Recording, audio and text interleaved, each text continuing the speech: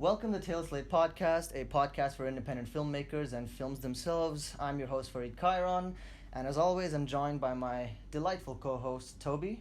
I'm delightful. He is delightful. So, along with our delightful co-host, we also have a guest today. She is a very talented cinematographer and a photographer and a dear friend of both of ours, Sierra. Welcome to the podcast. Hi, Sierra. Hi. Hi, guys. Thanks for having me. Oh, it's our pleasure, and it's great that finally we were able to have someone who works in cinematography and in the more technical side of filmmaking on our show. I think there comes a point where whoever the 9 people who listen to us are probably tired of, what's it like to direct on an indie shoot? It's like, okay, there are other places to talk about too, so way to insult nice. The 9 people that listen to us and their supposed voice.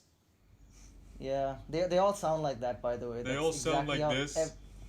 Each and every one of them, I'm pretty sure one of them has a southern accent, but everybody else, they sound like that. That's my brother. How dare you? I know that for a fact. Okay. Yeah. Let's start from the top. So how exactly did you jump into cinematography? When did that start to happen? Well, my interest in cinema kind of was originally my interest in cinematography. I never really wanted to be a director. I mean, I make my own films, but they're more like dance films right now. Mm-hmm. So it's less working with actors and more working with the pure image and maybe someone's body. But I come from a dance background, so I've always been really fascinated by composition and especially light. Mm-hmm. Yep. And yeah, I guess I would have wanted to be a painter if I could have chosen from a if I could have gone back in time. But I really like to paint an image on the screen. So yeah, I don't know. It's just what interests me. So kind of literally every frame is a painting. Yeah, that resonates pretty strongly for me. Sierra, can I ask you a question? Yeah, sure. Let's say this hypothetical situation. Let's say if you had this film and you DP'd it and 10,000 people could see it on the big screen, okay? Would you want that, or 10 million people see it, but it's on tablets? Is it a good film? Oh. I'm directing, so it's pretty yes, great. It's a very great film. It's fantastic. Would you rather the size of the screen or the amount of people? Wow, that's a hard question. Probably I'd go for the big screen. Oh, okay, really? Yeah, because I'd like to think that it's really enjoyed and experienced fully, even if it's by less people. Quality over quantity. All right, I respect that. That sounds pretty good. Well, look, that's the independent spirit, man. I think, I guess I'd say the same from a directing perspective. If you're talking just pure quality, I think there's a certain integrity to kind of making sure what you're displaying is at its peak level, And I've spoken to a lot of DPs who, I've worked with or just otherwise, who are quite, there is this general consensus of they really want the images to be treated right by the powers that be, because once you start entering the industry, you slowly start to lose a little bit of control over just how much contribution you can make to the final, Yeah, but also you never have the control of how your audience watches it.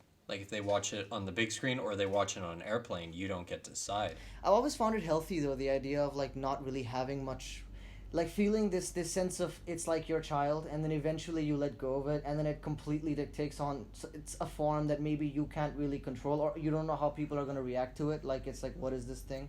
There's something to me that I admire about that. What do you think about that, Sierra? About this idea of you've shot a film, and in spite of let's say the quality of the film, but more the quality of your imagery, which is of course part of the overall film. How do you feel about putting your work out there, and do you really are you really conscious of what the audience is gonna say, or are you just what, I'm happy with my work and they can say what they want? Well, I guess as a DP, you don't really feel like you're the star of the show, you know? It's not really what interests me, you know, because I feel like if people are noticing the cinematography more than other things in the film, then it probably means either the film is, you know, not to its full potential or that I didn't do a good job, you know? I think that the cinematography is really there to support the story or the essence of the film if it's non-narrative. So you really don't want to like have an expectation that people are going to be sort of like blown away by it. You know, it's it's not the star of the film. Yeah, like it's pretty invisible, just like the editing, for example. Like it just kind of bleeds into the experience. Um, I mean, yeah, I agree with you, but at the same time, like if you look at, I don't know, Darius Kanji or like Deacons, like these guys, or anyone, like what's the? Have you seen the Neon Demon? What's the Yeah, what's her name? Natasha Breer. Yeah, she's amazing. Like there's a thing where I think I agree in the sense that the imagery should supplement obviously the storytelling, and I think, you know, camera placement as well. I feel like has a huge part to play where it should be a sense of these images are going past, but everything feels like it's in the right place, and then you just don't even notice. But there's also like a certain sensibility of like, we're gonna stop this movie just so you can bask in the glory of this beautiful image. You know what I mean? And I think that but actually I think that's not really the DP doing that though. I think that's really a directorial thing. You know, where directors Yeah, like feel you like see it in the edit, and you're just like, no, we got to give a bit more focus to this, even if It's it's too not beautiful. necessary. It's a beautiful image. yeah. Do you think? But that's interesting because that could be to the detriment of the, you know, that classic thing of, you know, well, the movie sucked but it looked good. You know, like do you think, Sierra, like sometimes there's a danger to lingering on a frame in spite of how beautiful that frame is, like eventually you feel like there's a point where you stop, like where it feels like, okay, maybe it's losing its quality the more you look at it. Have you had that experience? Do you mean when I'm watching a film or when I'm making When you're something? well, no, when you're actually watching a film that you DP'd and you notice that there's a shot Oh. that maybe was particularly strong or striking, but that director, whoever you worked with, chose to kind of keep it on screen for maybe too long, or clearly was giving it more attention. You know, was that ever an experience you had, or no, not yet? No, I mean, no, not really, because I think if the DP and the director are really working like in unity together, then the cinematography should really be consistent in the visual language of the film. So I don't think that there'd really be a moment where you feel like you're seeing it too much, unless there's some sort of like break in the sort of artistic relationship. How do you recommend establishing atmosphere in an image? In Damn. a film or in a photograph? Um, Both. Like, Well, I guess I'm asking because in a film, I mean, you never really, well, in my opinion, you don't want to feel like the atmosphere is like just being set. If you're shooting things that aren't necessarily like plot points, it doesn't mean that they're necessarily just for atmosphere either, because again, if the visual language of the film is consistent, then even a shot of, you know, a lake with no people in it, if it's used well, then it doesn't feel atmospheric because it feels like you know, the lake is almost a character too. It's a part of the world that you've been experiencing, so you shouldn't feel like it's really taking you out of the story. I guess, if that makes sense. Yeah, yeah, Whereas no. with a photograph, it's completely different because it's just one image. And at least the photos that I take, they're not really narrative, at least not so far. So in that case, it's really just, it's almost just an atmosphere, to the point that it becomes something like tangible, like you can touch. when you take a photo, how much of that is you planning, like, oh, I want people to feel this way, or I want them to experience this or imagine this story, or how much of it is that you just take it because you feel it in your gut? Yeah, it's mostly intuitive, I guess. I mean, I work a lot in Photoshop on most of the photos to really transform them after, but the initial photos are the most important because if I don't capture the light well, then I have really nothing to work with later. But yeah, I guess I when I'm taking photos, I mostly just go on what feels right, and then during the editing, I try to sort of follow the logic of the the photo's language, you know, and just sort of follow it step by step and try not to be too controlling and just sort of let it create itself. Okay.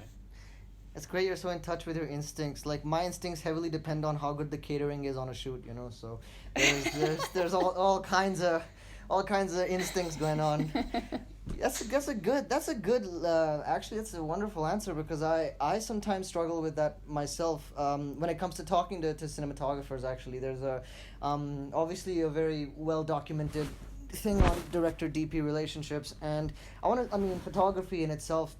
And when you talked about, you know, like what you said, Sierra, about, you know, your a lot of your photos are lacking narrative. You know, I think they look like some kind of abstraction on performance art almost. You know, like I've seen some of your photography of like the way you illuminate bodies, like yeah, that exudes a certain atmosphere. I want to then like, but when it comes to cinema, right? I think directors often have very different approaches, right? Like some are more inclined, like you know, I don't like this guy at all, but like Woody Allen, for example, he's very he's not as concentrated on the visual, in my opinion, when I see his work. You know, I feel like he just is he's very kind of workmanlike about where his camera. Mike Lee's another one. But then, you know, when you're working with David Lynch or Ridley Scott or you know, some other pretentious like me or something, you end up with Way to put yourself up there with Ridley Scott.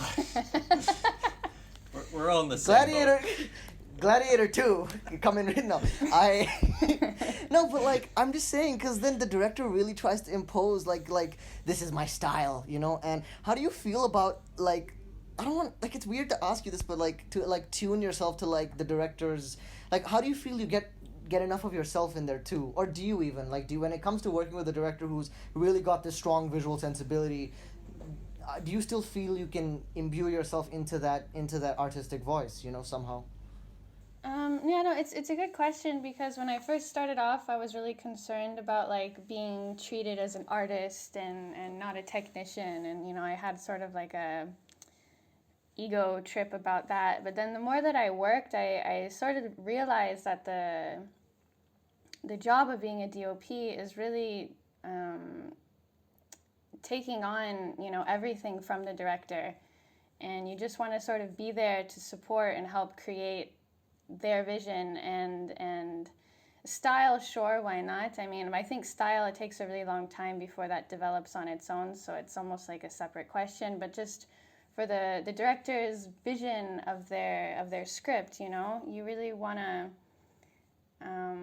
yeah, you just want to sort of lift them up. So at this point, I don't really have concern for myself to be in the image, because I feel like everything that I'm going to suggest and can offer is already coming from, you know, a place that's really intimate within myself, and Yeah. I try to only offer things that I think will support their vision. So in the end, I'm in it whether I like it or not, but it's a lot easier to consider myself sort of just there to support. Yeah. So then, okay, if I came up to you, that's interesting. So like you're like I like that you distinguish between vision and style, because like, I agree with you. Style is a whole other ballpark, and that evolution is a gradual development of the process. You know, like it comes as it goes along.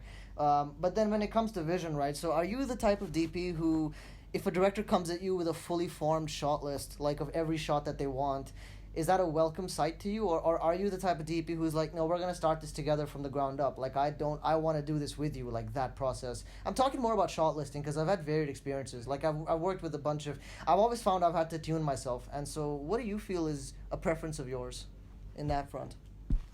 I don't really have a preference. I mean, I used to, yeah, again, when I first started, I would feel sort of like left out if the director had, you know, their whole vision already sort of manifested in the shot list. But now it's, you know, I don't mind, because I feel like I can collaborate with people in really different kinds of ways.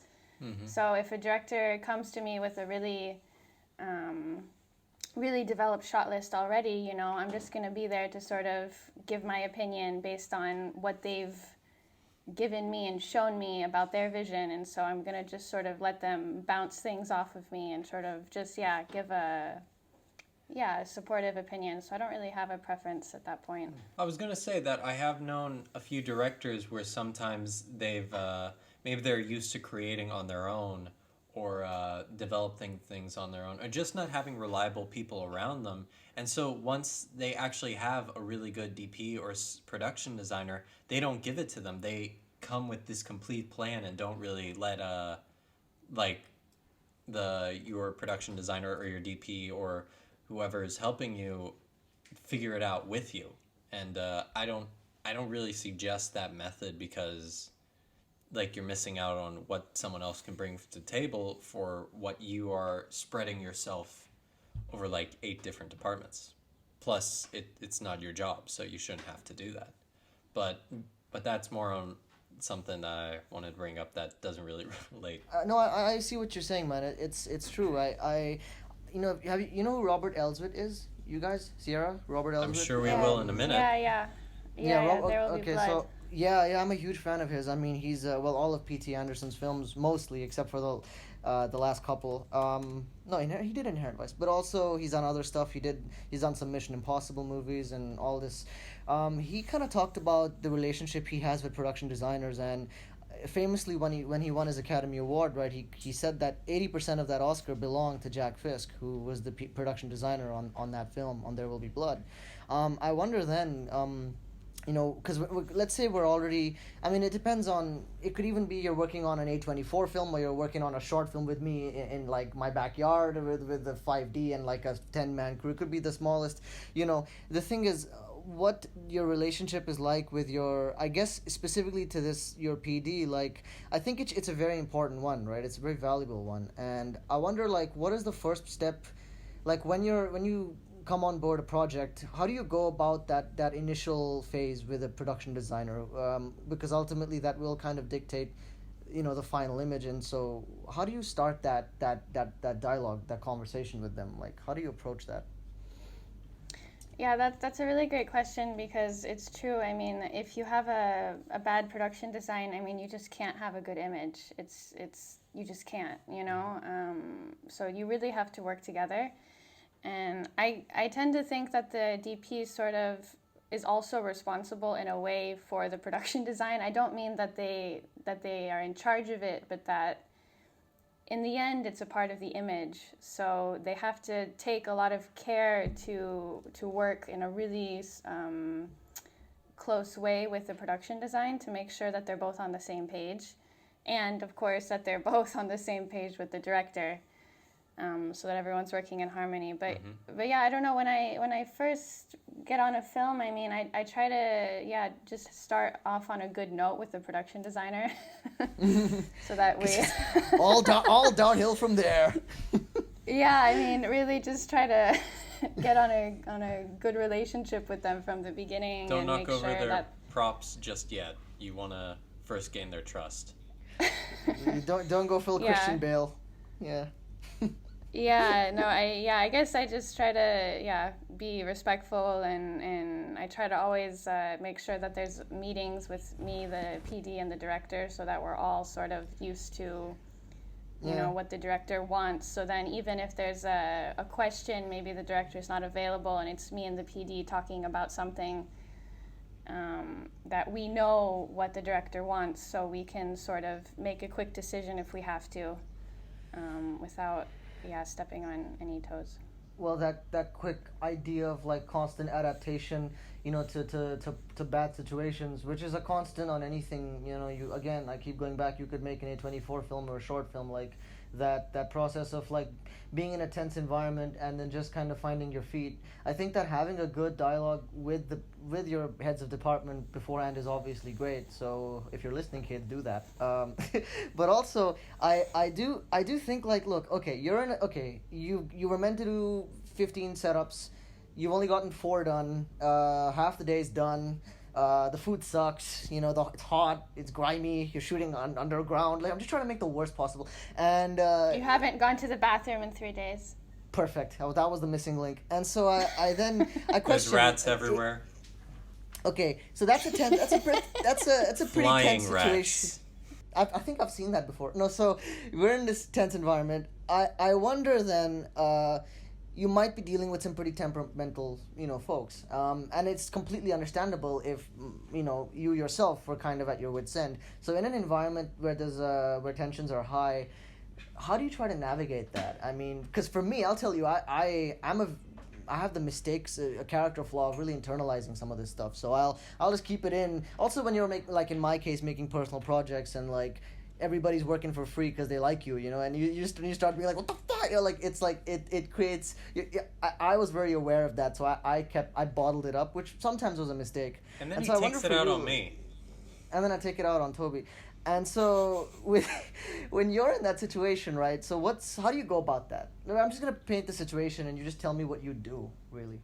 A big part of it, I think, would depend on if I'm at my wit's end, or if everybody else is, or yeah. Well, okay. or everyone is on their wit's end. What if you were with difficult, like there were some people in the crew who were being difficult, like, and you were still kind of willing to do the work, like you're in a place where it's like, no, I want to keep going, and then but you have difficult really all I'm asking is like, what's it like to work with a difficult collaborator? Like that's really the crux of the question.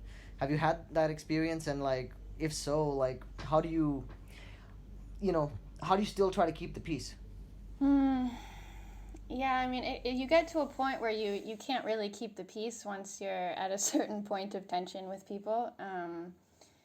But if you're lucky, I mean, you'll still be working with someone who cares about the project. I mean, in my experience, I've had more times where another head of department just sort of didn't care.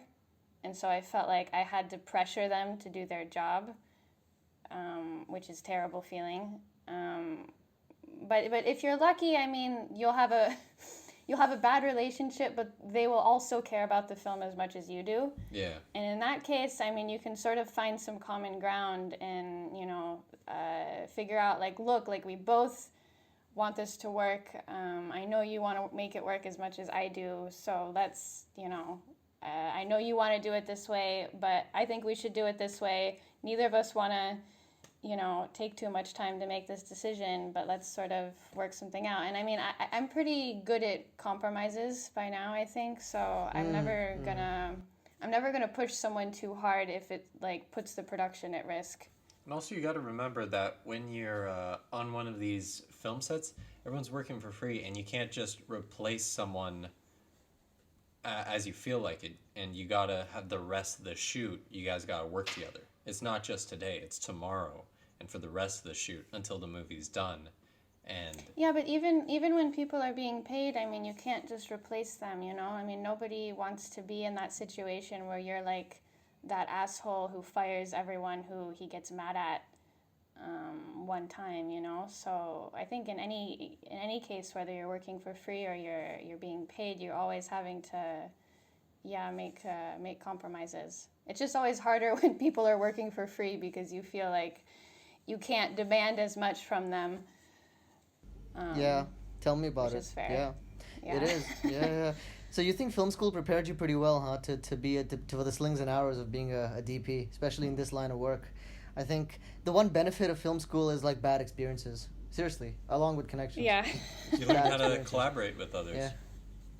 Yeah. Well, tolerate as well. I think there's a certain hardening to that to the process. Like you begin to have a bit more of an understanding of people beyond just your craft. Because I know I went into film school when I was in my first year of film school. I was this knucklehead who just didn't understand the human element. That much. And as I went through film school, I began to be more aware of like, you know what, like I gotta think of this as like these are not just crew members, these are people. And not that I was like looking at them just as like, oh, you're a gaffer person and not the guy's name or whatever. It's like, no, I guess I just lacked the social skills to kind of navigate that experience. And the best thing that it did for me was just kind of make me wake up to that responsibility of like understanding the human element, Toby, do you like, and also Sierra, I get, like, actually both of you, what I guess I'll start with Sierra. What do you think you got out of film school, where you definitely can say for a fact I was that's not something I was before I went to film school, but now like I have this thing. What's that for you? I guess the most significant would be like I feel like I can work with almost anyone, in almost any kind of working situation, and I definitely didn't feel like that before I went to film school. So I have sort of a confidence in my ability to perform well and to play well with others. Yeah, you're gonna join the Justice League. That's great. I yeah, but like actually, it's in tandem with the fact that it's film school, and so a lot of us are kind of pretty young when we go into it. And I consider 2021 to be, again, like, you might as well be 19. Like it's very young, so it's very much like a combination of your formative years and also like professionally developing. So it's like a hand in hand experience, right? I mean, Toby, I like, what about you? Oh, well, what did I get out of film school? Well, what can you say is like the one factor, like the biggest? Because there's a lot of changes, obviously, but what's the change? Like the thing where you're like, I am so not that now. Now I'm this. Like I can do this. Self-worth. That definitely helped. I think I'm actually good at what I do now, so that's nice. Yeah, same. Honestly, same. I have no shame in saying that anymore. I think there is a fine line, in my opinion, between, of course, it's good to show that you're humble, but also I believe when you're trying to be too humble, it's like an inverse ego. It's like, look how humble I am. I'm this, like, I'm so. It's like, we get it, but well, it's a competitive I also, field. If they need for a writer's room 5 writers and there's 30 people who want it, you got to think that you're worth being in that 5-man writer's room. Exactly. I couldn't have said it better. That's so true. So how do you? Okay, when it comes to competition, like, I don't know. I don't think that's a good topic. It is. As I'm trying to think about that competition, like, okay, Sierra, like, would you say that you? Is it more of a self-competitiveness for you then, or is it like you're constantly aware of like where I don't know. I mean, that's actually more of a film school thing, because when you're out of film school, it's kind of done, right? But when you were in film school, let's say, would you say your drive came from a place of competition, or did it just come from like you just kept to yourself and like just didn't really care? I mean, I always thought I was more competitive, but when I was in film school, I didn't find myself being very competitive with any of the other students. I think I had some advice from someone once, which was that you should always compare yourself to the best in the field. Yeah, which is what I did with the Ridley Scott, David Lynch thing. I'm on top of that. Just saying, man. No, but like you should like set the bar as high as you can for yourself, and it doesn't mean that you have to feel defeated all the time. Rather, it means that you are constantly pushing yourself to be better, because you believe that you can be as good as one of the best people in the field eventually. So I guess I've always just sort of been pushing myself to have this balance between it's not good enough, it's never going to be good enough, and I'm doing pretty damn well for for where I'm at right now. So no, but I actually think that's a good mentality to keep in mind, because I think sometimes we get upset when it's like, oh, well, you're pushing me a bit too hard. But if you actually expect to be in that professional workplace, how do you think they work? They hold themselves to a high regard. They respect themselves. They keep things tight, And you can't slack off and then also want to play with the big boys. Yeah, I mean, it's like you owe it to yourself to hold yourself to the highest possible standard. Yeah. I want to play with the big boys. It's true. I really do. Totally. So actually, wow. Like you mentioned, like the best in the business. So hypothetically speaking, well, not hypothetically speaking, like literally, who are the best in the business for you then? Who are those faces that come into your like head when I say that? Like any particular DPs you want to name drop? As like just that you're fond of their work, I suppose. Beyond just influence, like you just like what they're doing. I don't know. I mean, I like so many different kinds of things. Right. It's a pretty loaded question, Off the top of my actually. head, I mean, off the top of my head, I'm really impressed by Reed Morano. Did you see her film, I Think We're Alone Now? No, I have not. But I know about it. She directed it, and she was the cinematographer, because she's mostly a cinematographer up until recently. Yeah. And it's just, I don't know, I just find it really inspiring to see how intimately you can work when you're sort of multi-talented. Sure. How intimately you can work with actors and on your project. But yeah, I don't know, otherwise, Rachel Morrison, Rachel Robert Morrison's Richardson. amazing. Yeah, those guys both of those have worked with the Antebellum South, actually, right? Like Rachel Morrison did Mudbound, and then Richardson did Django. They're a big fan of like these. They're a big fan of these like spectacle. I don't know. There's something about them where they can merge the intimacy and like a grander scale to it as well. You know, they're able to do that. It's very rare. And do you know Peter Flickenberg? Oh, it rings a bell. Flickenberg? I don't think he I was the might have DP seen- on Woodstock. Ah, okay. I haven't seen that actually, so I need to look at this. Hold on.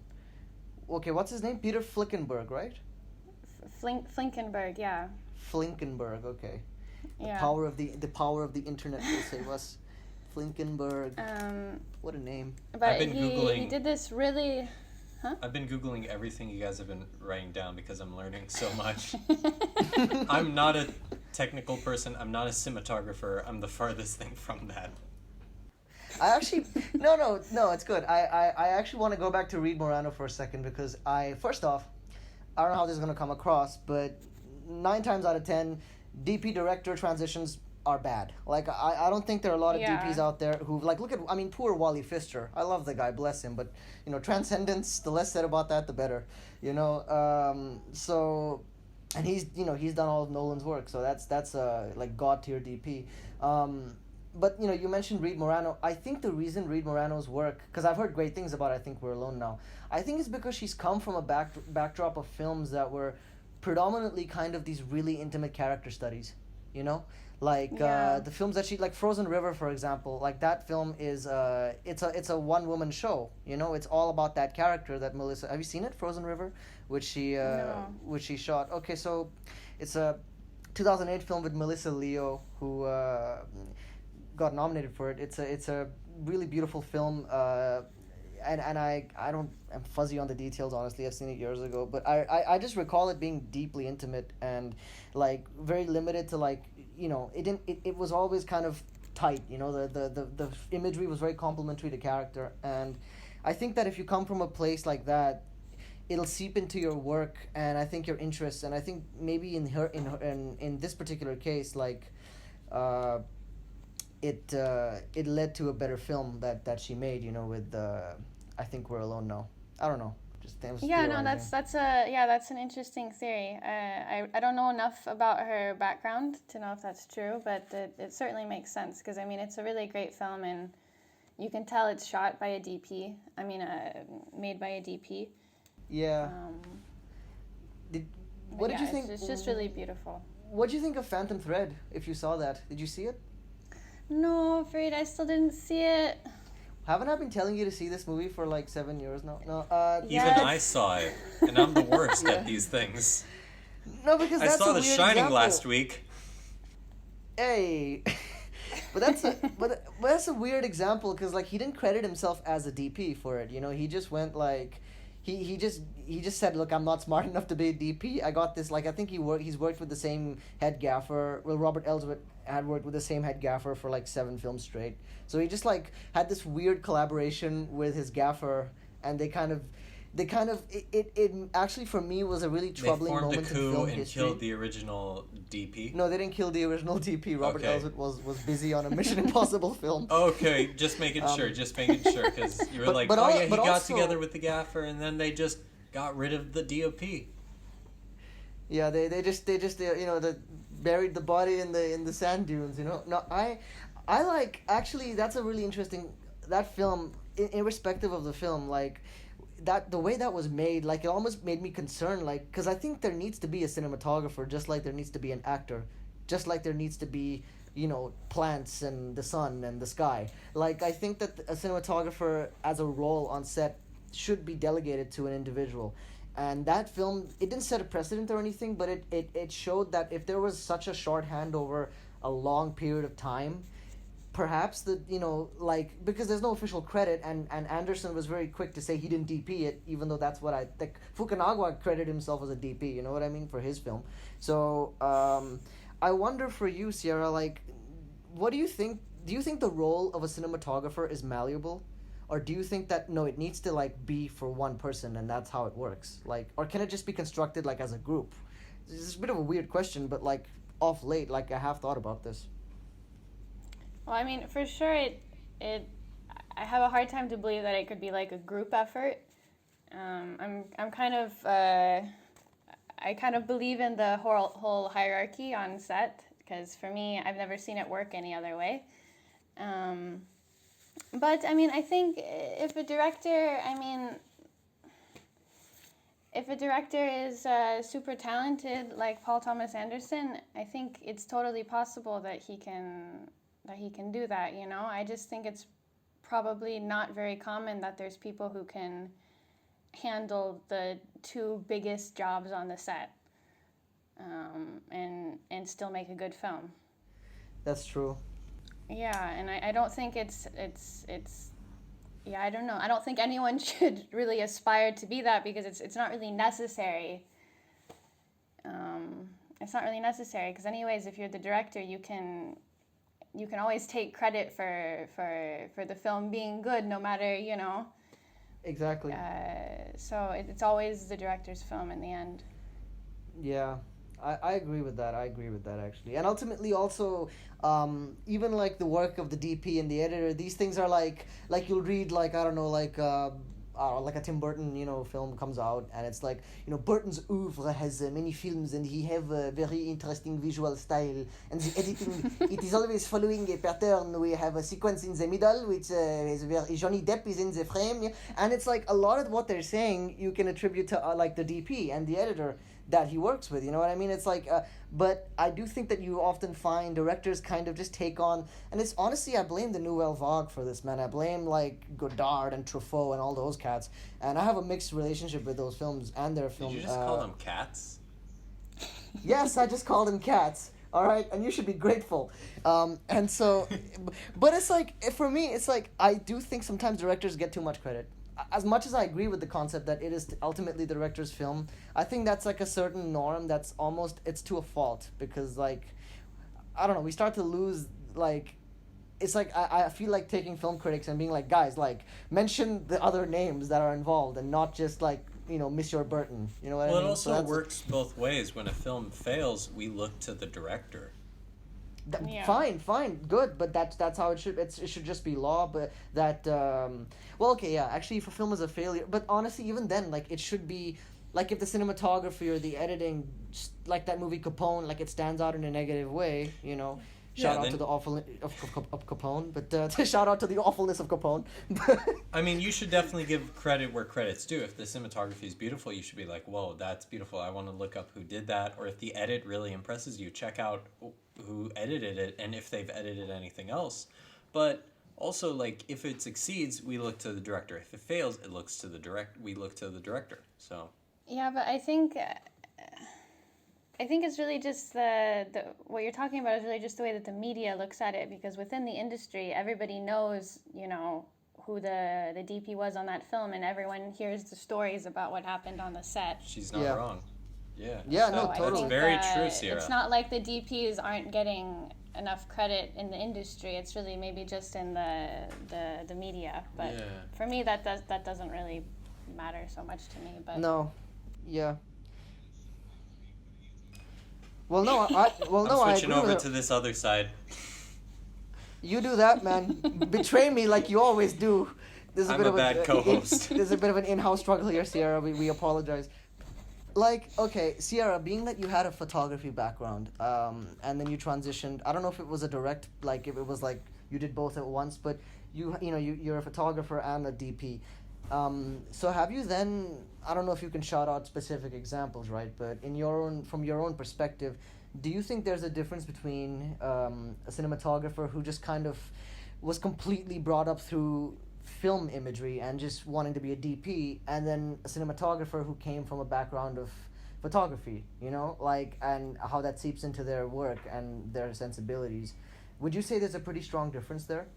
Yeah, I mean, well, first I should say I came from more of a dance background than photography. I mean, dance and photography, but it was mostly from dance. But I can still answer your question. Yeah, I think there is a difference, but I think any good DP is also interested in photography and photographers. So Yeah, like they go hand. That's um, actually true, of course. Like it goes hand in hand. Like of course they're gonna be interested in that. yeah, Um, but I mean there's still a huge difference between photography and cinematography, which is that you're comparing one image with thousands of images that are moving, that create an illusion of movement. So really the work is just sort of completely different. yeah. I was just for my own curiosity because I'm always like I was aware that like all DPs share in the appreciation of photography, but like having that just particularly a photography background, that's also quite strong. I was always curious, like what. And anyway, yeah, that's interesting. I think Deacons has a similar thing going on too, where he was always into photography, and then, DPing. It was like a natural, like he just naturally loved both. That's who he was, and I think a lot of DPs are like that. Um, yeah. I was gonna bring something up. I literally I was like about to make this amazing point, and it just flew away from my head. Um, how's the weather like it's back there? It's hot. Yeah, it's boiling hot here too. It's like 48 degrees. 48 degrees. Yeah, it's pretty hot here in Isn't India. isn't that from That's not possible. isn't that from that movie Water with Michael Caine, where it's got that one guy who's checking the weather, and it's like, all right, for the weather today, he sticks his head out the window and he says, "It's hot." Am I the I only don't one who know. remembers this? Yeah. Water. I think so. I think so. Was it Michael Caine who said hot? No. It wasn't Michael Caine. It was someone else. Yeah, it was a parody movie from the year 1985. Ah, I have not seen this parody movie from 1985. The director was Dick Clement. It was based Yeah. on the story by Bill Perksey, and I'm just gonna. And George Harrison's in the movie, right? I wanted to say that. Oh, excellent, excellent. See, I mean, Michael Caine is an interesting one, by the way. Just like I'm going on a drastic side tangent, but like I have a weird because I was introduced to Michael Caine from the Batman movies, because it's like 2005, you're 10, he's Alfred, It's like Bruce Wayne's about to retire. It's like I won't bury you, Master Wayne. I buried enough members if I can't do Michael Caine. But and then you discover that he was Austin Powers' dad. Like no, not what was he? He was like his dad or something, right? Austin No, Powers. he was Austin Powers' dad. Yeah. He was, yeah, and then you also realize he was like a crazy gangster, like in Get Carter, I think it was. Like yeah, that He's also Finn Yeah. McMissile Finn McMiss. What's that? I don't know what that is. from Cars 2. From Cars 2, you really reached the apex of cinema there, bro. I mean, Cars 2, of course. I actually remember that now, dude. I saw that in theaters. Like he was funny. Why did you bring back those traumatic memories I've tried to repress for years? Well, oops. Yeah. Yeah. So Sierra, would you DP a film like Cars 2? Okay, no, let's move on. So, okay, actually that does bleed in nicely to like my next How? kind of. Well, hear me out. I have tricks up my sleeve yet, Tobias.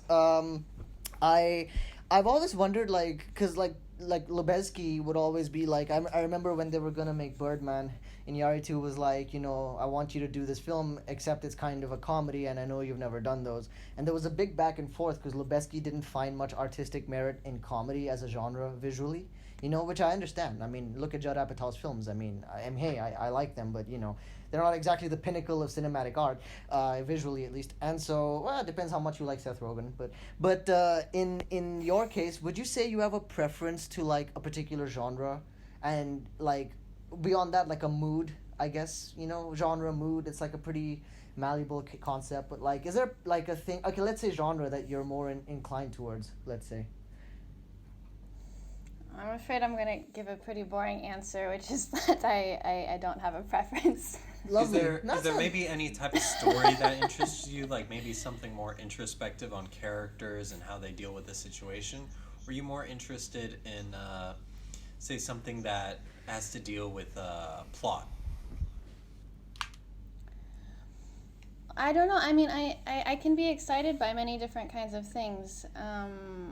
Yeah, I mean, I like really intimate films that explore some difficult events in a character's life, and I also like sort of exciting action films. I also like films that don't have narrative, so I can be interested in working on anything. I mean, mostly I guess I just have to feel like the script is coherent and interesting. Nice. You heard it here first, folks. I mean, Sierra, you'd work with Judd Apatow and Terrence Malick in the same year. You know, that's great. You got them both. You know, that's great. Which, yeah, but that's great. I mean, that's actually exactly what I thought you'd say, because I think a lot of my I like to listen to DPs because it's like an instruction manual for what to do, you know, especially when you're like on sets, like, because I am intimidated by DPs actually, like I am, I oftentimes feel, you know, am I saying the right thing? Do I look like an idiot? I mean, that goes without saying, but more so now, you know, like I think about this a lot, and so DPs all the DPs, they tend to say like, look, the script's good, and I like what the story is, and I like the director, like I'm good for it, you know. I think there's a slight distance to, like, I mean, obviously the type of film plays a part, but there's an open-mindedness, which, I mean, if you want to work also, you need that anyway, right? So, But yeah. I think if you're a DP, I mean, you have to be interested in many different kinds of things. Yeah. You just have to, and you have to be able to get excited. Well, you're not a director, you know, so it's not your job to create the story or the essence of the film. It's your job to support it. So that necessarily means that you're going to have to be able to adapt to different kinds of films. Totally. Of course, yeah. And that's why I think when Lubeski, like, for example, when he took Birdman, it got him his Oscar, you know, well, it's like third or second, I don't know. But it's like, again, like, just constantly switching things up and trying different things. Actually, that, like, okay, then how does that relate to me? What's up, Toby? I was going to say that kind of brings us back full circle to how do you like to be incorporated with into a project with the director? Like if you have to adapt to it and you join early on, maybe there's more that you put in of things you're more comfortable with, or what do you think about that, Sierra? Sorry, what do I'm sorry, I don't understand the question. I was saying that it's a compliment what you said, that like as a DOP you have to adapt to what the director might want, and maybe things you're not so comfortable with. You need to have a wide knowledge of these things. How does that relate to back to what we said earlier, that when you join a project, when you join a director, when you start formulating how the images are going to look, and I was going to argue that if you join in the project earlier, you can actually manage that easier. So you're both on the same page of what you want out of the project. But what do you think about that? I mean, yeah. Obviously, the earlier that you join a project, the more you can sort of dig into it with the director. But I think early on, I mean, you want to know, like, right after you read the script and sort of have your own first impressions. I mean, the first thing you want to do is talk with the director and understand how they perceive the script. And you want to be able to see everything in the script from their perspective, so that you can have a real dialogue with them about their vision. And so then you can sort of build the cinematic vision and the visual language together, step by step. And do you have any advice for directors how to collaborate with their DOPs? Like, what helps you when working with the director? Like knowing their influences, or Compare yourself to Ridley Scott. No, just throwing that out there. The most important, really, for me is that the director knows how to communicate what they need.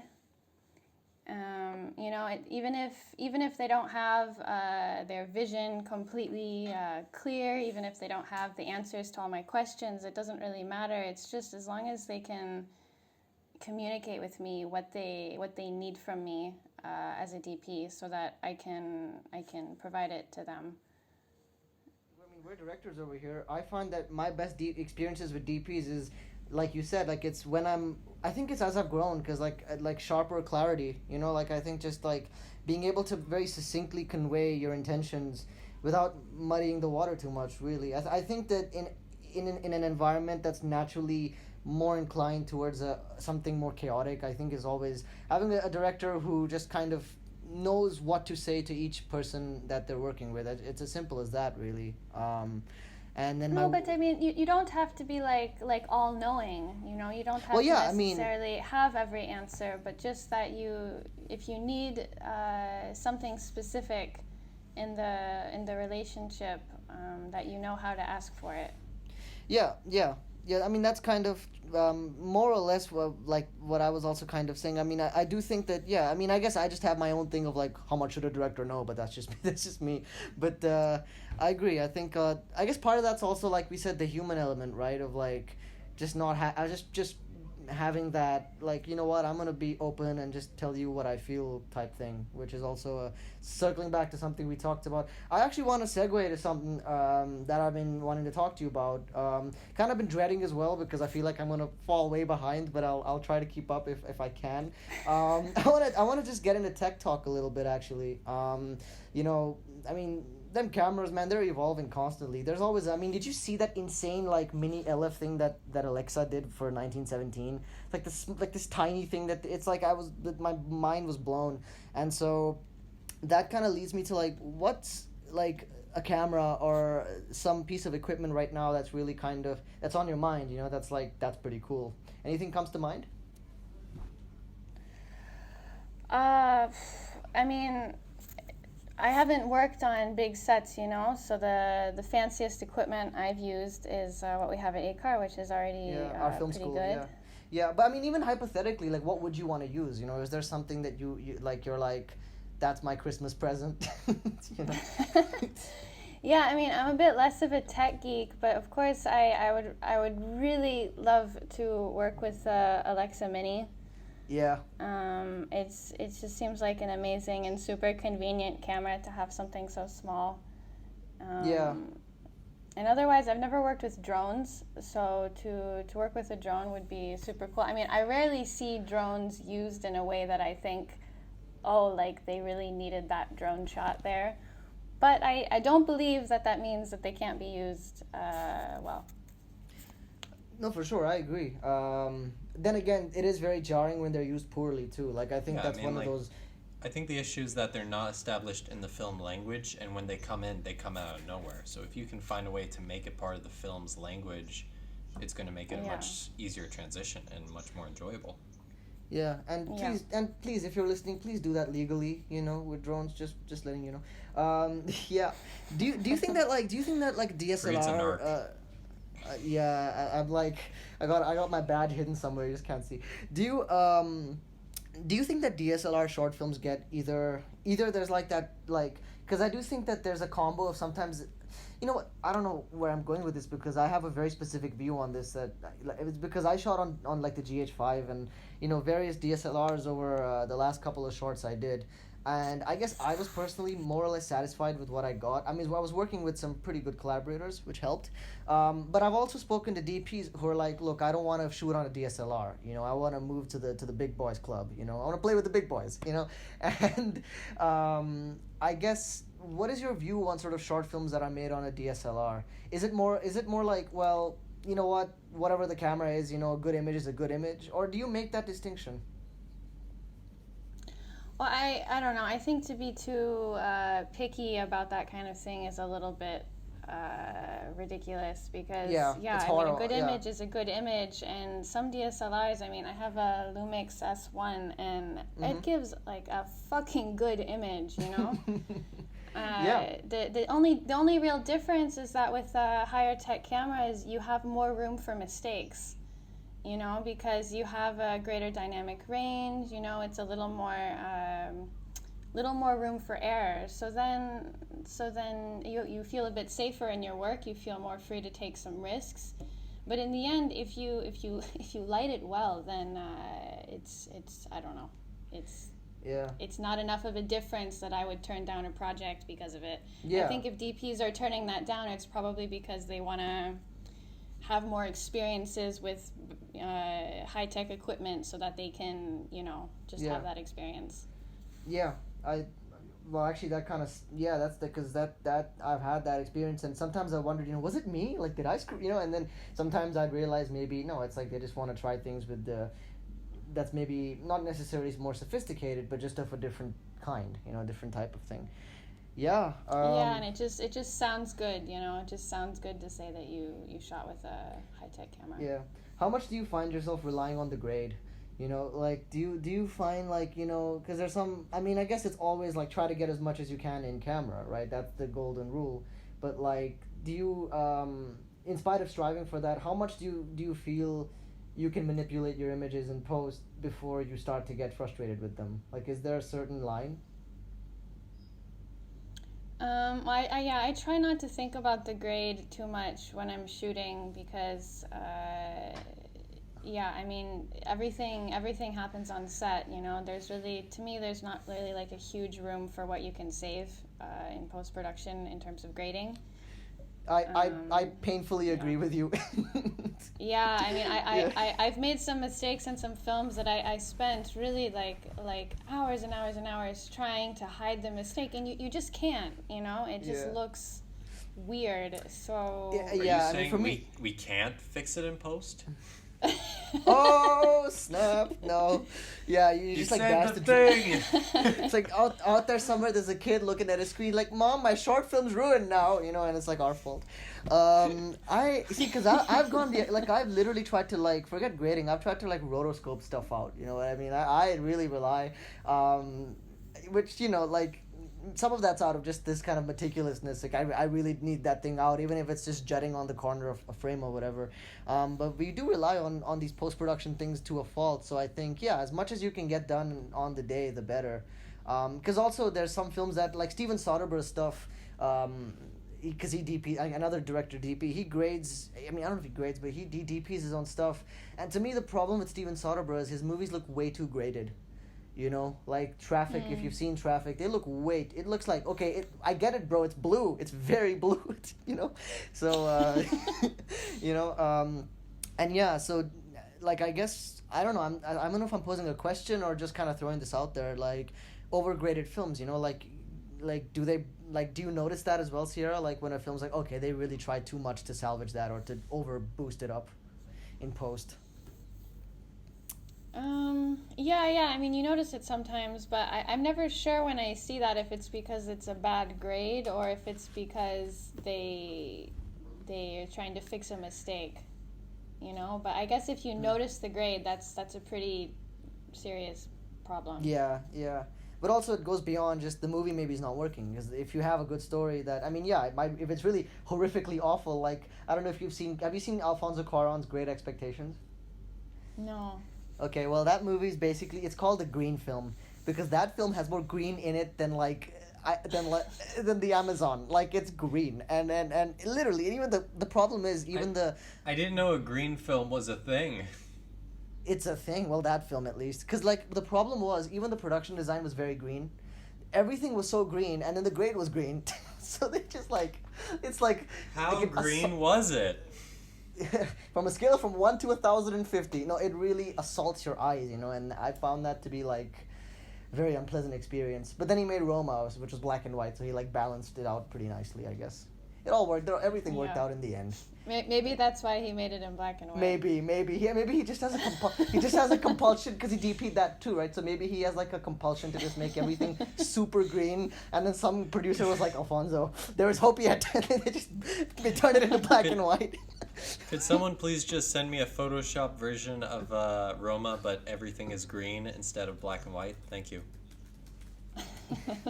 You know, last time we had an episode, like, we talked about, cause I don't know if you've seen The Lighthouse, but, like, that movie has Robert Pattinson, who's gonna be Batman, and Willem Dafoe would be, like, the perfect Joker. And I remember last time you asked, can we please have a version of The Lighthouse where it's like a Batman film or something? Listen. Robert Pattinson is gonna be Batman? Yeah, Yes, yeah, he he is. is. He's gonna be Batman, Wow. yeah. I know. And now you guys are going to have to watch it. Oh, I like Robert Pattinson. Exactly. That's why you have to watch it. Watch what? What are we watching here? The Batman. The Batman. Okay, as long as it's not Great Expectations, because I'm still on that. Okay. We're long. I just want to say this because we don't have a major fan base right now, but if someone eventually can be like our Photoshop person and just send us the Photoshop things I asked for, I'd be very grateful. Thank you. Yeah, you know, I was pretty scared. I was pretty scared there for a minute that you were gonna end that sentence on "we don't have a major fan base," and then there would be an eerie silence of truth. You know, like I'm just not ready for that right now. Yet. Yet. Yeah. No. I told you, man. Those 9 people, they're listening. They're tuning in, man. Don't underestimate those 9 people. Yeah, aren't they? Nah, just kidding. It's 12. What do you think, Sierra? What do you think of like I get that maybe you're not as like I guess a tech person, but the big thing that's going on in film right now, and this extends to like every department really, but specifically of course cinematography, the whole thing right now with film and digital, like I'm not gonna really ask you which one do you prefer or anything. I mean, actually, you know what, I guess that's part of the question, but it's more like how do you feel about film, like shooting on film, and have you ever done anything on film, or and what do you think of like the different type of film, 30 Super 35 and then 16, like do you have a certain there we go with this question, do you have a preference? You can give me a boring answer if you like, but like what's that whole thing for you, that whole shebang? Yeah, sure.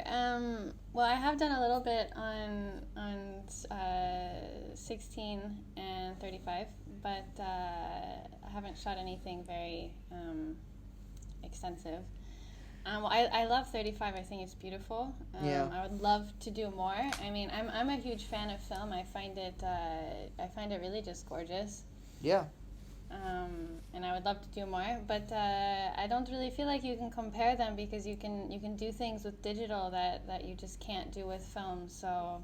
Well, I mean, for a director, more takes. That's always good. yeah. For example. Yeah. But even just within the image, so I don't know. I would be very happy to shoot in 35 or even Super 16. Yeah. But, yeah. I'm more of a 16. I mean, I have no proficiency in the craft, so I have the right to say this out of my dumbness. But I really prefer 16 just as an audience. You know, every time I've sat down and seen really? because if you watch like I don't know if you've seen like Fruitvale Station, or I'm trying to think of great 16 films like Leaving Las Vegas, isn't like Carol, that the Todd Haynes thing. I think you may have seen that. I don't know if you have, maybe the Kid Plan. Yeah, like there's something about those frames to me that it evokes, like when I think of the word cinema, right? It's gonna sound so fucking pretentious, but when I think of the word cinema and I think of what that evokes from an artistic perspective, there's a certain dirtiness to that. Like I love frames that have a certain imperfection that's fully acknowledged, you know? And there's something about the power of 16 where you see that grain, you see that there's something just so tangible, so tactile, that like that to me feels like a film, you know? I'm not trying to negate the other formats, but there's something really about 16 that stands out to me. Because it's in that middle line between like 8 and 35. It's got the best of both to me. So I don't know, for me that's always been my favorite. Like my dream is to make some kind of micro feature, hopefully on 16, and it's actually surprisingly more inexpensive than I thought. Like you can shoot digital, you know, from and you know, you rent from a rental house. It'll amount to some people have done the math. It's almost the same as 16. So if you can just get a hold of the right place, then I think a lot of directors should look at 16. But that's just me. I don't know. It's just a preference. Yeah, no, but it's interesting, the idea that it's more tangible, because I mean, if you think about the audience's experience, it's often an emotional response, sometimes intellectual response to the film, but something with especially with 16, obviously more than 35, but something about like this feeling like you can really touch it. So Exactly. you're almost provoking like a physical response in the audience, which I think you can do without film, but I think film makes it even more strong, so it sort of creates a more whole experience. It does. I'm kind of notorious for my Wes Anderson rants. I like to go on those. I'm a fan of his work as an artist, but I have some. I just have like a love-hate thing going on with him. But if I was to meet you, Sir Wes, you're an artist, and I'm in awe of your work. But that said, I have always said that Fantastic Mr. Fox notwithstanding, like post Moonrise Kingdom, his movies have looked more and more like diabetic birthday cakes. Okay, how do you say I respect you and then say something like that? Well, because there's love in what I said. It's not easy to make a film look like a diabetic birthday cake, but he does Mr. Wes it. Anderson, please disregard what he says. Please hire me. Mr. Wes Anderson, I compared myself to Ridley Scott. I have the ego for the job. No, This man clearly does not know what he's talking about. Do not worry, Mr. Anderson. Please get off YouTube. We know you're never on here. This man gave a smart rant about Holocaust cinema. No, God, I hope that's not taken out of context. No. It will 100% be taken out of context now. No, it's already going to be taken out of context. You said it before we started the podcast. You're right. Yeah, I hit record, so that's going in the edit. Damn it. For those of you, I don't know. In case it's cut, I went on a pre-podcast side tangent about how Schindler's List was a problematic film for how it dramatizes certain things. He had so many thoughts about it, guys. I name dropped Mikhail Haneke during that thing, which is extra intellectual. So just peppering it, just sprinkling some smart stuff, some goodies. Okay, I'm gonna really segue as fast as I can because I don't want to get cancelled. I want my Netflix special. So, okay, where was I? Yes. I don't know. The thing about Sierra, are you there? He said she left. So I'm just thinking she just. I'll let you guys figure this out. Yeah.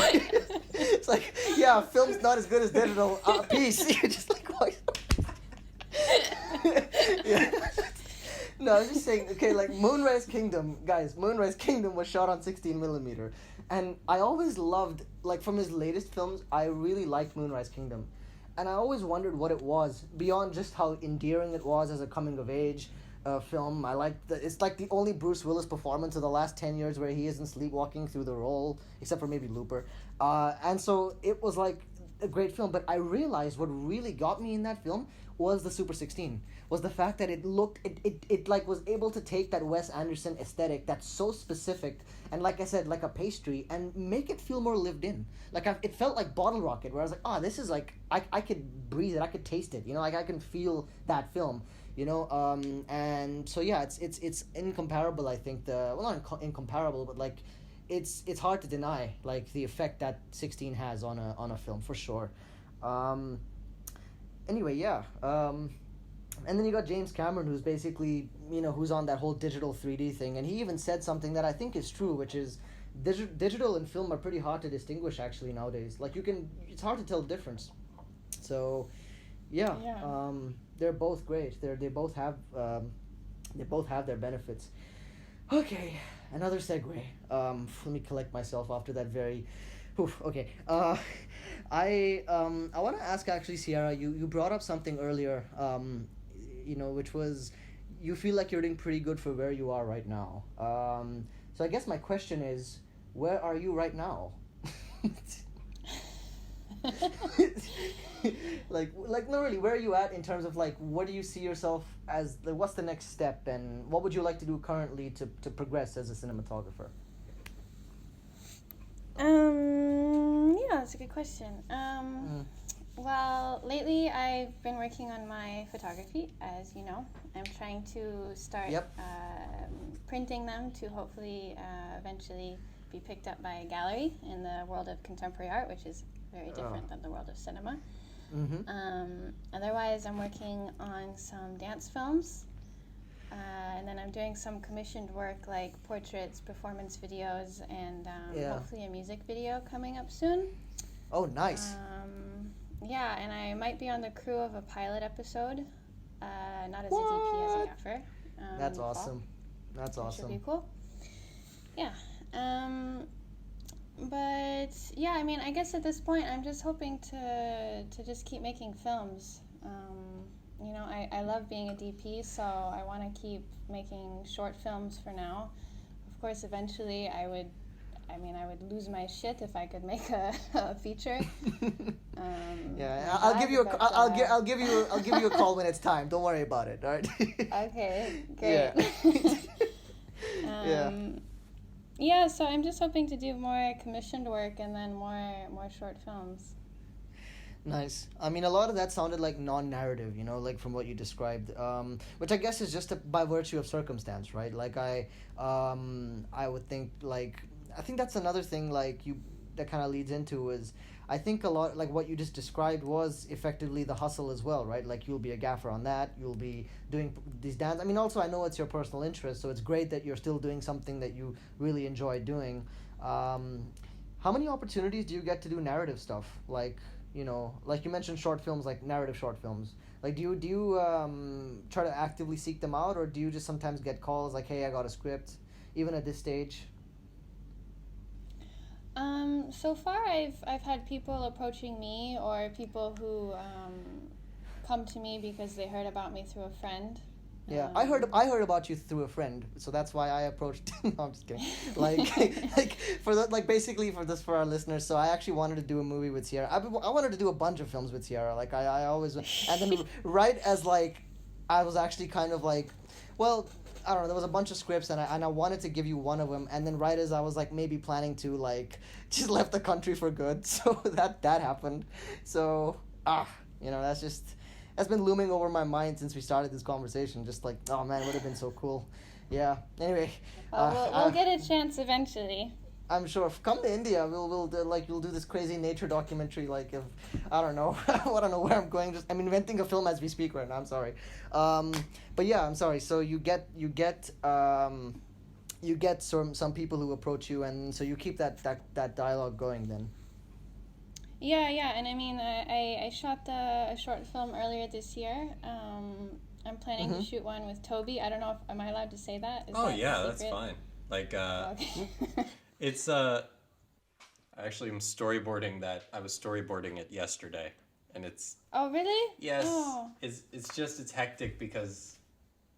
Oh well, I'm not going to explain because then that's going to spoil the plot. But I'll tell you about it later, Sierra. Well, I just have to say that storyboarding, looking at your storyboards is always a pleasure because you're actually good at drawing, so. This one's very messy. Very exciting. I should prefix that I used to draw a lot, and now I haven't drawn within, I think it's been a year and a half. Oh, it's not that long. I'm sure it's fine. Ooh. Ooh, that actually, like, for, I've worked on TV shoots, I've worked on pilots, I've worked on this stuff, and they crack the whip. I say this a lot because I keep hearing this saying. They crack the whip on those shoots. They're a lot more rigorous, and compared to films like TV shows, you know, you're running around it all day. Like, you're literally picking up close-ups that you didn't get on for the last episode that you just need to quickly get.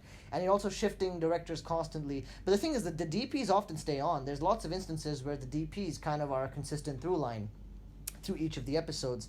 Invariably, of course, they're all going to be kind of, again, different directors come in. So I wonder, Sierra, like, would you ever open yourself to that possibility, working in television on like one show, let's say, but then constantly switching directors? Does that sound like an exercise in like great DP productivity, or like a nightmare? I mean, it would probably be an interesting challenge. Maybe after a while it would become like annoying. Yeah. But I don't know. It could be interesting, especially if the director's changing a lot. I mean, maybe the responsibilities of the DP are slightly bigger. Maybe you have a bit more independence, or maybe it's the opposite because maybe the Yeah. showrunners are just sort of having their hands in everything. Yeah. I'm not sure. Yeah, which for better or worse is kind of how it is. I mean, I'll tell you as a director, like, I've never directed a pilot. I've never directed an MTV music video, but like, but I have seen directors work on pilots and, well, TV shows, and I've noticed there's a very workmanlike approach to their working method. Like, they appreciate, I guess, the opportunity, and they're fun to work with. The older ones are a little mean, though. That's my experience. Damn you, it's BBC. Like, there was one time where they started a take, but the actress had some wrong thing on, and I was standing by the monitor, right, like, just watching this, like, as a humble PA serving herbal tea, which is, something I'm a pro at this point. And the shot, they started shooting, right? They start on action, and they noticed the wardrobe mishap or something, and the director just screamed to the top of his lungs in his British accent, like, hold it, there's a screw up in the frame, what is that? And everyone just was like, whoa, and then he just kind of waddled his way to the shoot like some, like, horrible ugly duckling, and, like, adjusted his tie or fucking stuff. And so, but the thing is, like, I think if they respect the show, if they respect the concept and the style of the show as established in episode 1, they'll go along with it. Whereas if they're just doing it for the paycheck, it kind of settles in, like, it's gonna affect how the DP and PD and all these guys are gonna act. It's like Stewart was great to work with, but Smith, can't stand Smith. Yeah. Yeah, Stewart, of course. But I think, huh? No, go on. I nothing. Go on. I was just gonna say. I mean, if it's like a really good TV show, or a TV show that you find sort of moving, I imagine it's a completely different kind of experience. But that probably is pretty rare that happens. Yeah. You can't always have a Game of Thrones or Breaking Bad situation where, sometimes you're stuck with, like, Law and Order, but that's okay. Well, speaking of TV, actually, I'd like to ask Sierra something, because I gave her a list of influences and things that were influencing the script that we're shooting in October, and one of them was American Vandal. If people remember, back in our first episode, me and Fareed actually talked a lot about American Vandal, or at least I'm sure they remember that. Sure. We still need to get to that point where we break down, like, the series and stuff and just talk about it. But Sierra, what did you think about that show? I'd actually like to know. Well, I still didn't finish the second season because of reasons You've explained to me, and trust me, we all have the exact same reaction. Fareed wanted to drop out at the beginning. I almost dropped out at the beginning. All our friends who have watched the show almost dropped out at the beginning of season 2, and I completely understand why.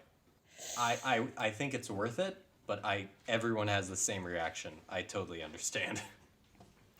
Okay, well that makes me feel better. But what did you think of season 1? No, I. Wait, somebody please say something. Sorry, I don't know why I was expecting you to ask the question again. It's okay, I did. Yeah, you were saying, Sierra, Okay. you were saying. You can just imagine the face I was making, like, so, what'd you think about it? No, I actually really liked it. At first, I was not so sure because it's really like a high school show. Mm-hmm. But it's way better than I was expecting. And I really like the whole mockumentary thing, and I think all of the actors are really good. I mean, for quite a few episodes, I was actually still thinking maybe it was a real documentary, even though I knew it couldn't be, but I still had, like, this doubt in my mind, and I finally, like, looked it up on Wikipedia to make sure. I've heard people tell me that before, which I was like, I didn't know if this was real or not for a while. But, I think what really helps them in that sense is they have a sense of respect when they're talking about high school and when they're examining the current generation. It's not to talk down or demoralize. It's more just a respectful story on, like, kind of how we look at others and how maybe it doesn't start in high school, but it's very evident by when high school begins that we're already doing that to other people. Yeah, no, I think it's really nice sort of social commentary. Did It's actually it's not as good. It's not as good as Cars 2. I mean, I'm just gonna put that out there. you want to Michael- bring that up, buddy? Michael Caine, you don't beat that. No, I'm kidding. It's great. It's Larry really the good. Cable American Guy? Vandal. Of course. Larry. Owen yeah, Wilson. He was made. Oh, he was Mater, right? Larry the Cable Guy, Yes. as I recall. He Yes, was he was the Mater. character Mater. Anyway, let's talk Yes, about American He was the Vandal. character Mater. You know, Larry the Cable Guy isn't even his real name. There's, I don't know what's his name. What's his name? I really want to know this. What's his Yeah, name? his actual name is Daniel Lawrence Whitney. Whitney. Okay, interesting. Yeah, Daniel Lawrence Whitney. I see.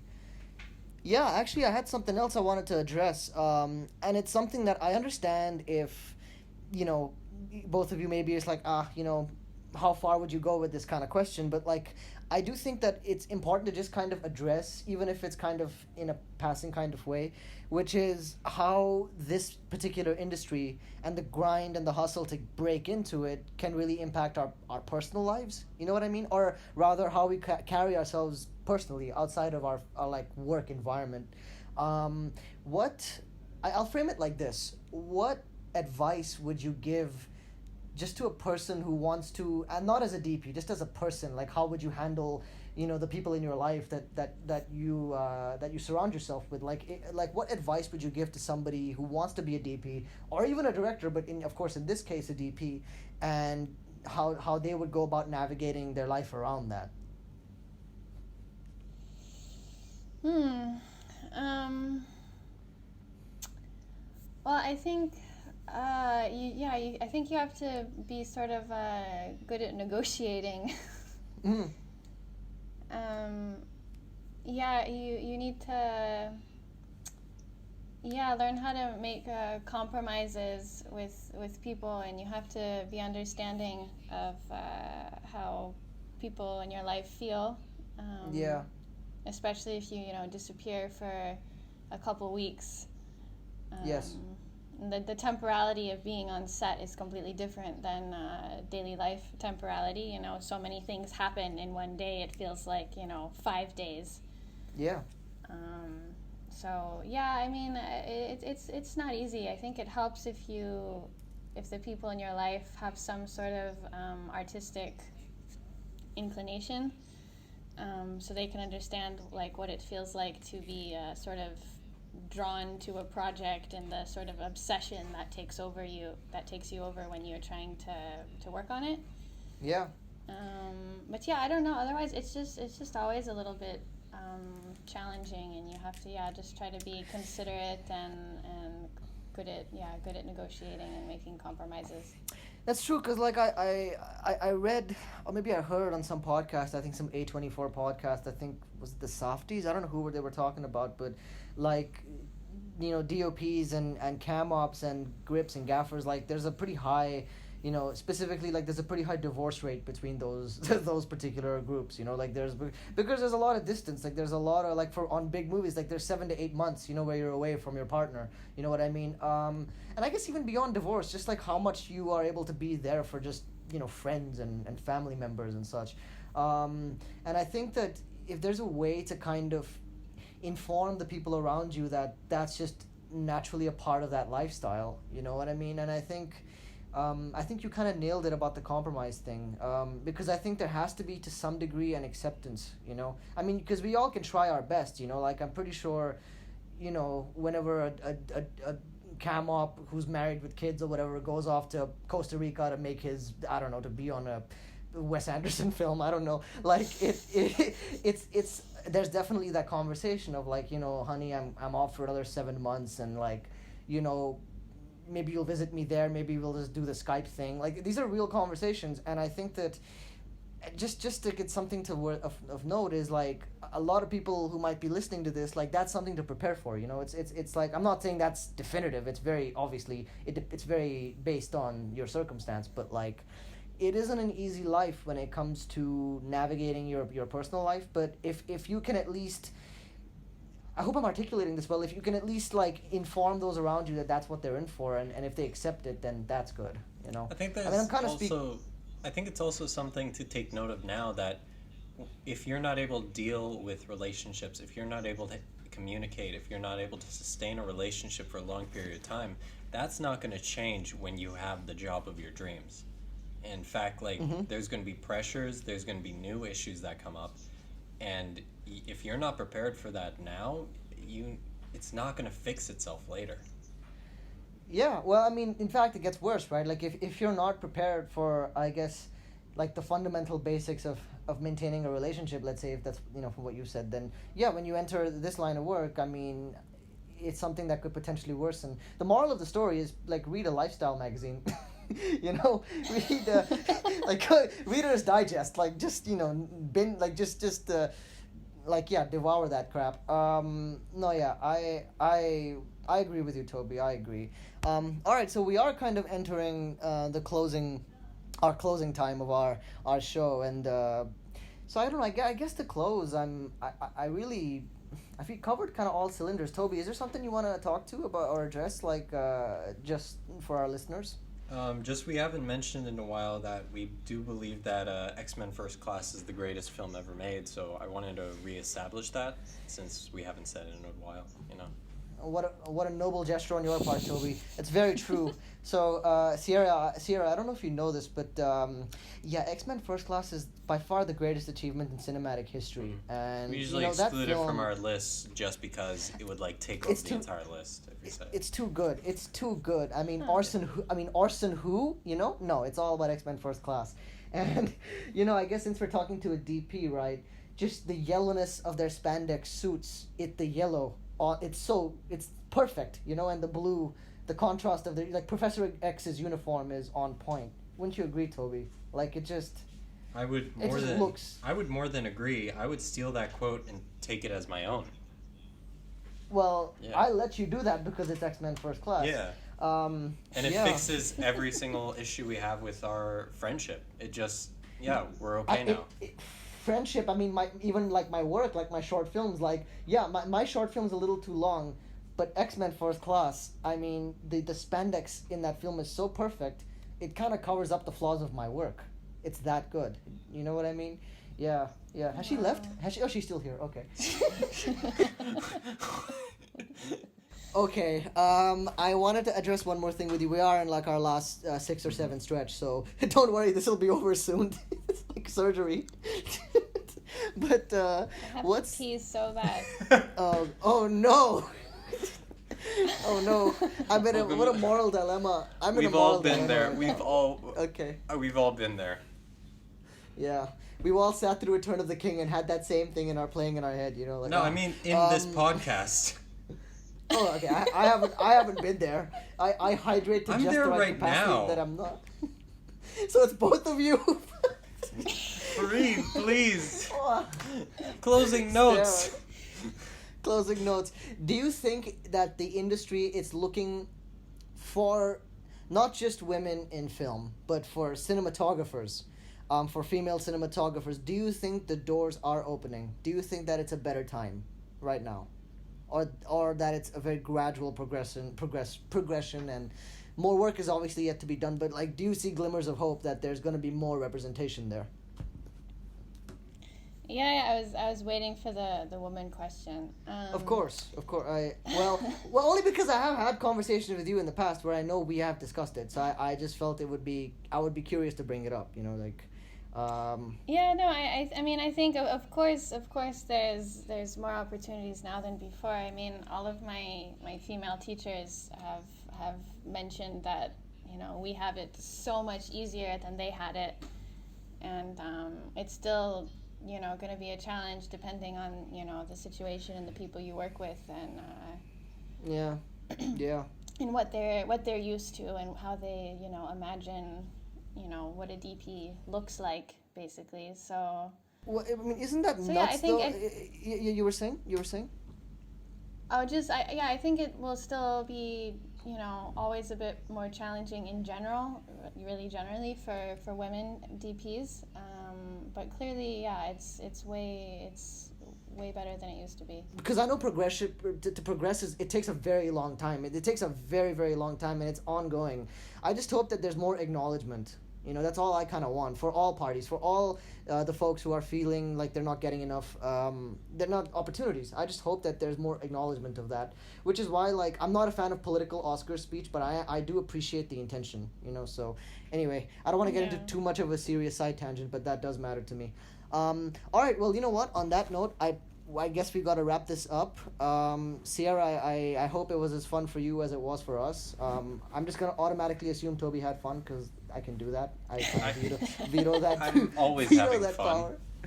Excellent. Yeah, excellent. no, it was great, guys. Thank you. Yeah. Real quick, I do want to bring something up, though. Like, we now have a Facebook page, so maybe go follow us on Facebook, listeners, or... Yeah, this was an ad. That was it was a very, very nice plug-in, Toby. Very seamless. No, I mean, Instagram, Facebook, we got all... Yeah, I mean, we want to expand to Spotify as well. I mean, in time. Like, we got to get that done. No, but it was a pleasure to have you. Write down in the comments down below anything you want to hear us talk about or... Blah. Yeah, because as we've established, when we have nothing to talk about, we just talk X-Men First Class. So, thank you, Sierra. I mean, honestly, it was a great learning experience to have you on our show, and it was the really insight great to have you gave you. was, yeah, seriously. It was nice to be here. Yeah. All right. Well, on that note, thanks for tuning in, guys, and take care.